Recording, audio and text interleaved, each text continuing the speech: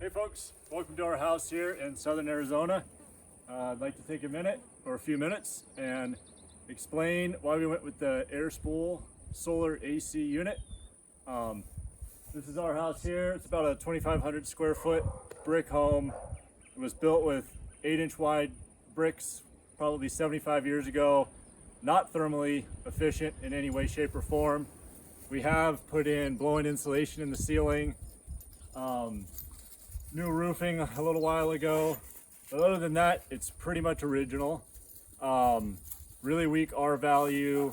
We do have a large 3-ton AC unit outside that we were using in previous years, and this year up to this point we have solely used the Airspool AC unit and had great results. Have not had to turn on our old AC yet, and even today it's a 90-degree day, 74 degrees inside the house, and I'll explain a little bit more later on how we stay ahead of the curve of the interior of the house getting too warm, and then your large AC having to make up for that.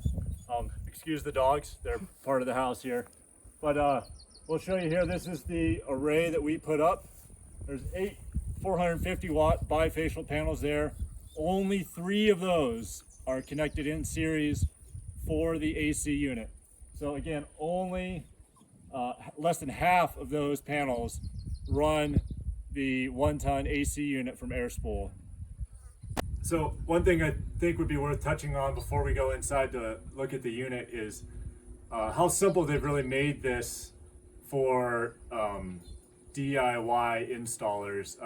A lot of people that I've talked to since I've had this unit are really gun shy about solar in general, and then air conditioning on top of that just makes it, too many things going on for them to try to tackle themselves. I would strongly encourage, if anybody's thinking about one of these, to at least try it by yourself. The instructions are incredibly clear and concise. All right, we're inside now. This is our kitchen, under construction a little bit right now. We decided to do a little unorthodox install here.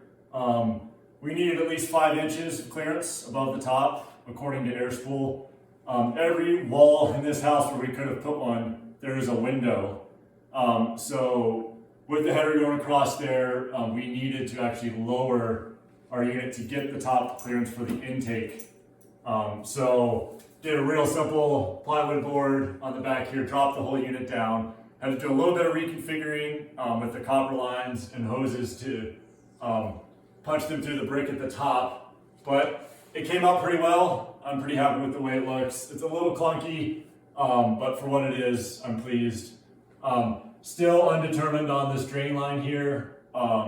When it does evap some water, I put a cup right here, and then we water houseplants with it. It doesn't, it's such a dry climate here, we don't really have a ton of water coming out of there. Still undecided on what I want to do with that. I was trying to avoid punching through the wall again. Anyway, other than that, the install was extremely easy. Probably took, it was really an afternoon when I came home from work. I decided to just tackle it. We got all this put in. The solar was already installed there. So like I said, we brought 3 panels from that. We're delivering this somewhere around 1,400 watts available.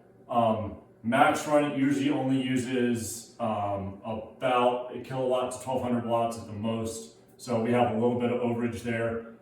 At our current location and the angle of those panels, I leave in the morning for work at 7 o'clock. We have 100% photovoltaic power available to run this. I come home 5:30 or 6. We still have about 75% available power to run this. So if the need is there, if the demand is there, this runs the entire day while I'm not home, cools the whole house. It seems to duty cycle maybe somewhere in the 50 to 60% range.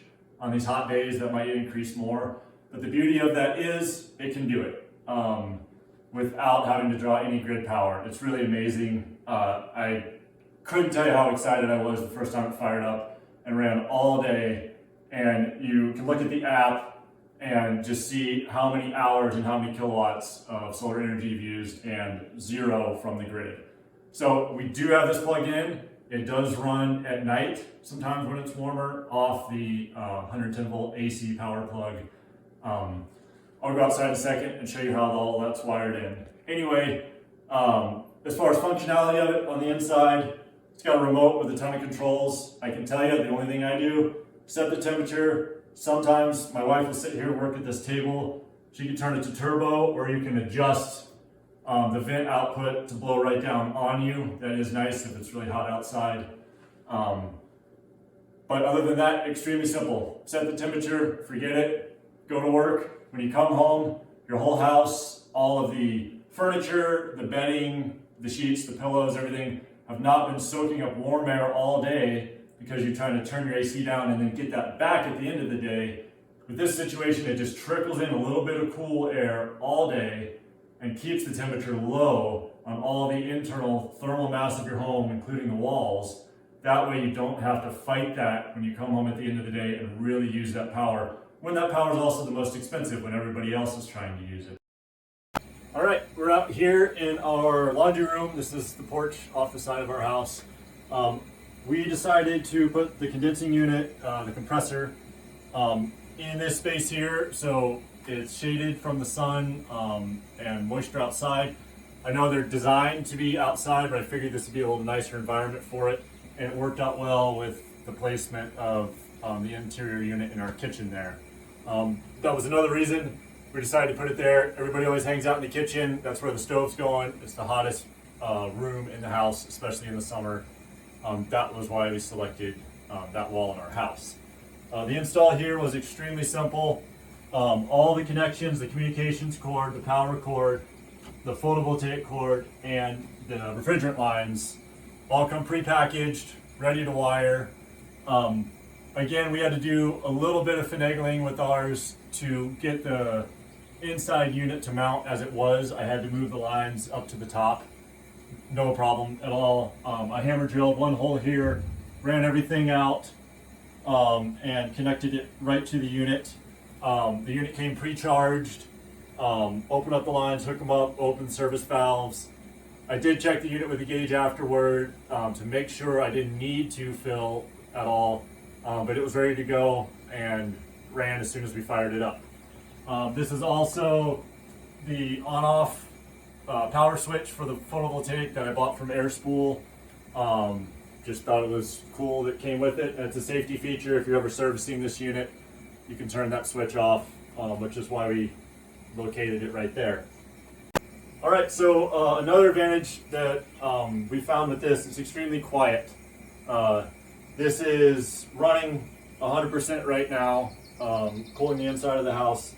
I'm talking at a pretty normal volume here. It's not loud. It doesn't disturb us inside the house whatsoever. So everything is as smooth as can be, which is another advantage of these new inverter units. And I was very happy with this one. The power that it's outputting to the compressor ramps up very slowly. So you don't have that immediate shock to the system. The light bulbs in the house going dim. They call it the locked rotor amps, going very high on a regular normal unit. Like our larger home unit takes a ton of power, and you really notice when it comes on. It's loud and disturbing, and just makes you think about how much power you're losing every time the compressor kicks on. This one, you don't even think about it, which is great because you're not paying for it, because all the power is coming from the sun. So it's as good as it gets. I'll wrap it up quick here. I think we're as pleased as can be with this unit. I think they're going to continue to improve. As soon as I heard about it, and as soon as I talked to David Airspool, I jumped on the bandwagon. I've since ordered several more units. I have friends requesting them now at this point. We have an RV that we're going to put one of these in, right? I think that makes the most sense out of all of these. You know, terrible insulation value in RVs or mobile homes. Why not fight it with basically free source of power?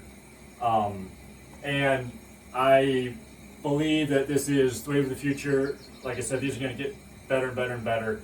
There's no reason not to, whether it's your environmental concerns or just pure economics of spending less money trying to keep your house comfortable. So it's a win-win for everybody, and I would encourage you to reach out to the guys at Airspool. Thanks.